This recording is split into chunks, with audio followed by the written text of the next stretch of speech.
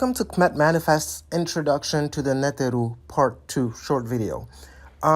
Today we'll discuss the Neteru, the entities the Kmetu acknowledged and who are often referred to as the Egyptian gods by modern Egyptology. If it's your first time around at Kmet Manifest, we put out content every week on questions revolving around ancient spiritual knowledge, Kmetic paganism, and Kmetic history. Join our community by liking, commenting, sharing, and subbing to this channel so you never miss any of our new content. By the way, feel free to also read up the article, which goes more in depth and is published on our blog. All right, now back to the Neteru. In part 1 of our introduction to the Neteru, we debunked a few myths and reestablished some truth as dictated by the people of Kmet themselves, far from the faulty interpretations of Egyptologists later.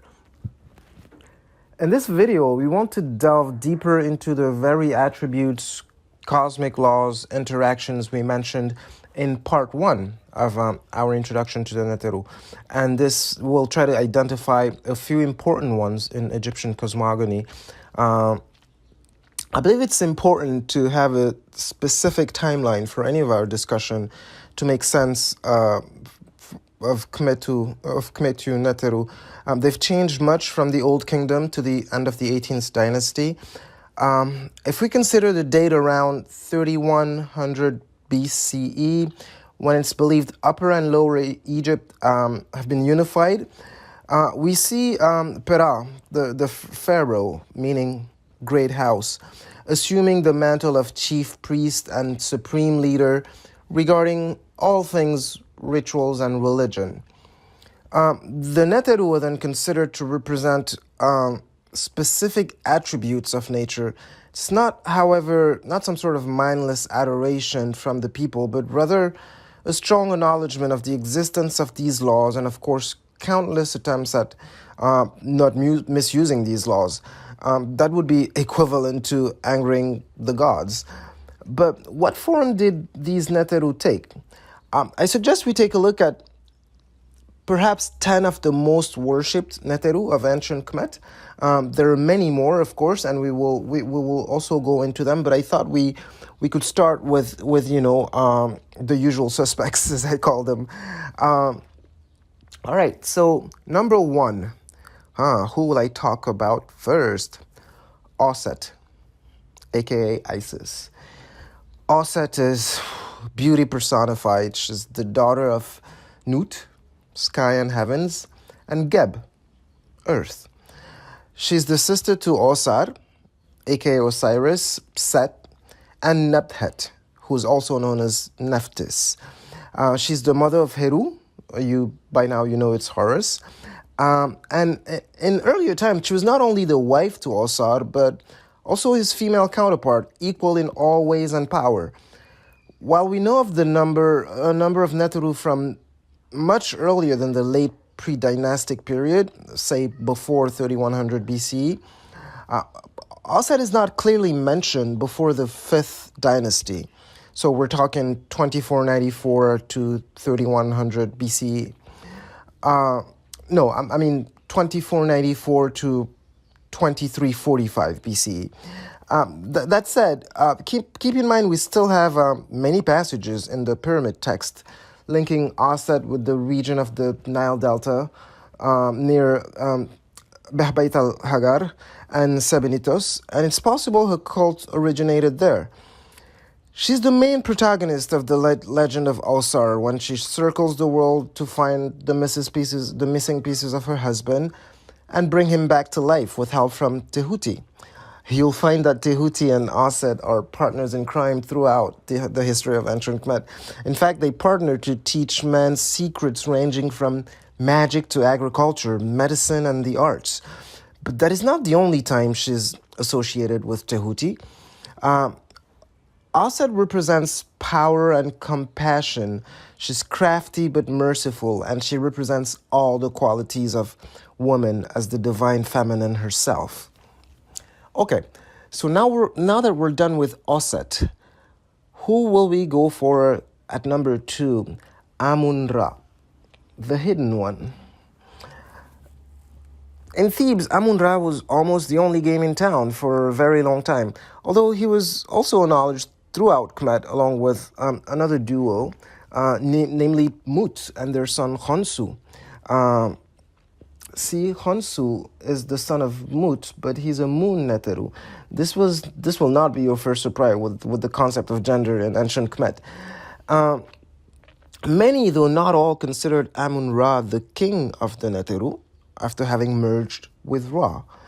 He was also the father of the Pera, the pharaoh, although not all, as you will see in the New Kingdom. It wasn't automatic that a pharaoh would come to the throne and say, "Hey, I am praise Amun-Ra, my father." Um, okay, so now 3. Mut. Call her the mother Neteru.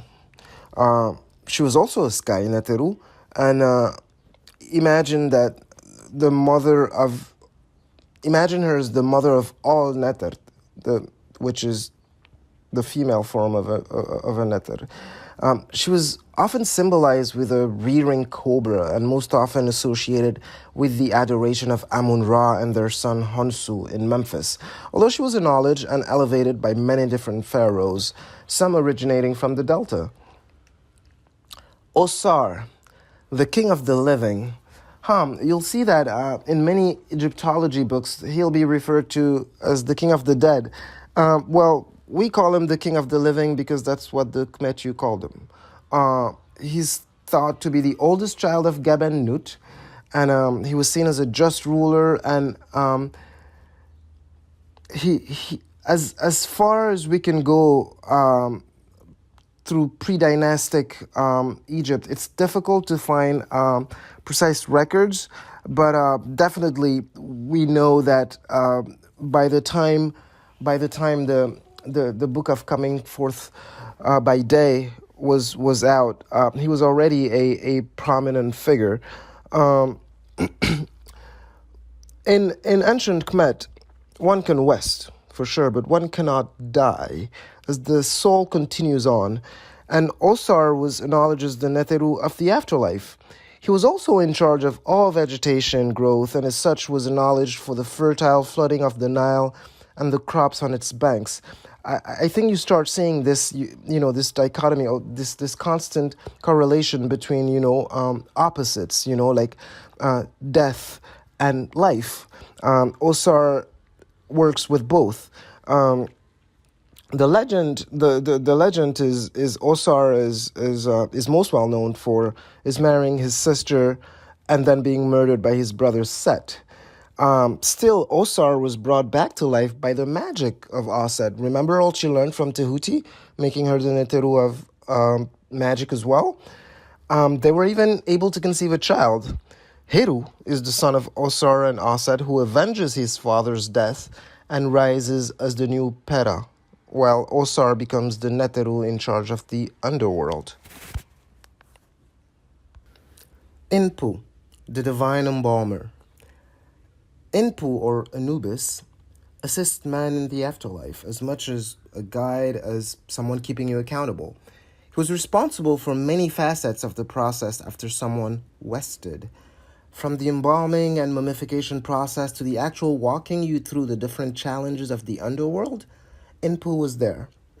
One of the many Neteru associated with specific animals, his head was that of a jackal and his skin black to represent the rich dark Nile deposit which made the land so blessed. Inpu was the son of Ra and Nebhet and was actually quite liked for all the help he could bring in navigating the perilous afterlife. Heru, aka Horus, war, light, and protection. Heru certainly holds a special place in Kmet. Was it because he was the Neteru of the pharaoh or pharaoh himself? In any case, 4,000 years later, the descendants of ancient Kmet continue to make this simple connection with power over people as being granted by God, regardless of the one they adore. I wonder why. The falcon-headed Neteru is one of war as well as protection and light. Again, you'll often see these kind of extremes or opposites, but it'll start making senses, and it'll seem more logical as we move through these. Heru is most famous for his battle against Set, losing his eye and regaining it with the help of Tehuti. Yeah, he's everywhere, and we haven't even discussed him yet. Tehuti restored the eye, thus creating the Eye of Horus, or Wadjet. The 6 pieces represent a series of fractions and the 6 senses, which included thought as a sense. Tehuti, aka Thos, knowledge and wisdom. One of the most important Neteru of ancient Kmet is also one that is probably dearest to my heart, Tehuti, the Neteru of wisdom and knowledge. Tehuti rules over magic, writing, science, the fantastic, speaking, creativity, and many more pursuits of the mind. He's also often depicted as heavily involved in the affairs of other Neteru, as well as in the judgment scene, where he acts as a scribe. Tehuti likes scribes, and he gets his love back, you'll see. Tehuti is also one of the more mysterious when trying to pinpoint his origin. His origin story, or anything else about him, really. On one account, he would be the son of Ra, but our favorite one continues to be that, like Ma'at, he's simply self-created. Our position? Yeah, why not, considering he possesses all the knowledge created from the beginning and Atum Ra. The Kmetu often represented him with an ibis head and sometimes with a baboon's, but he was almost always portrayed wearing a lunar disc on his head because, you guessed it, it was also a moon Neteru.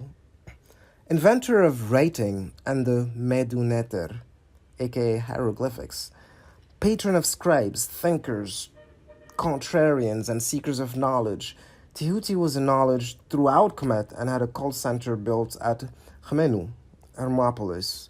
Note that Hermes comes from Tehuti and is a transposition by the Romans and Greeks, like many others. New Year in Kmenu, Lord of Heaven's festival, in homage to Tehuti. Hathor, motherhood. Born of Ra, she exemplified motherhood and feminine love in ways so similar to Auset that they were often interchangeably used for the same purpose. But Hathor was a matron for musicians and dancers, although the Kmetu most often called to her in matters of childbirth. As many a Kmetic queen would say, "Man go to battle, we go into labor." It was arguably more likely for a foot soldier to survive war in Pharaoh's army than for a peasant woman to survive childbirth. Consequently, Hathor held much importance in the daily lives of Kmetu. The importance of childbirth and population growth in ancient Kmet seems to be vastly underestimated by modern Egyptologists, and we think Hathor was important because of this life-sustaining service she provided. Sekhmet, war and healing. Another set of opposites. Leading and protecting the pharaohs during war, Sekhmet, the daughter of Ra, is depicted as a lioness and is known for her fierce character. She's also known as the powerful one and is capable of destroying the enemies of her allies. She's depicted with a solar disk and uraeus, a cobra, which was associated with royalty and the divine. Sekhmet assisted the goddess Ma'at in the judgment hall of Osar, which also gained her the reputation of arbitrator, just as Inpu. She's thought by many to be the sister of Bast or Bastet. She's the one that portrays the temperament of confrontation and war. We think Pharaoh and his soldiers would have called to Sekhmet in much the same way Alexander of Macedon would call on Phobos. Another one of those contradictions, huh? A Neteru of war who would intervene in healing. Think about it. You're a foot soldier on Pharaoh's army. Won't you want the Neteru of war who's riding with you to take care of the wounds you suffer? She's got to know them better than Hathor, no? Geb, earth, crops, and healing. Also described as the father of snakes, Geb represented crops and healing. With a goose on his head, this Neteru was believed to have caused earthquakes whenever he laughed. He was the son of Shu, air, and Tefnut, moisture, and had an important role in the book of Coming Forth by Day. as the one who weighs the heart of the dead in the judgment hall of Auset. Folks in Kmet also believe that he retained the souls of the wicked. In conclusion, in ancient Kmet, gods and goddesses were Neteru, a display of all the fundamental requisites for sustaining life. Many cults developed and many associations were made because of the interconnection between these life requirements. Put simply, anything that made life possible was represented by a Kmetic Neter. Here you've got to know only a handful. There are many others that are just as mysterious and fascinating than these. I can think of Khonsu, Bastet, just to name a couple. We will go through many of these, but in the meantime, if you want to get more familiar with these Neteru, feel free to read the blog post, both parts 1 and 2, on our blog. Hotep.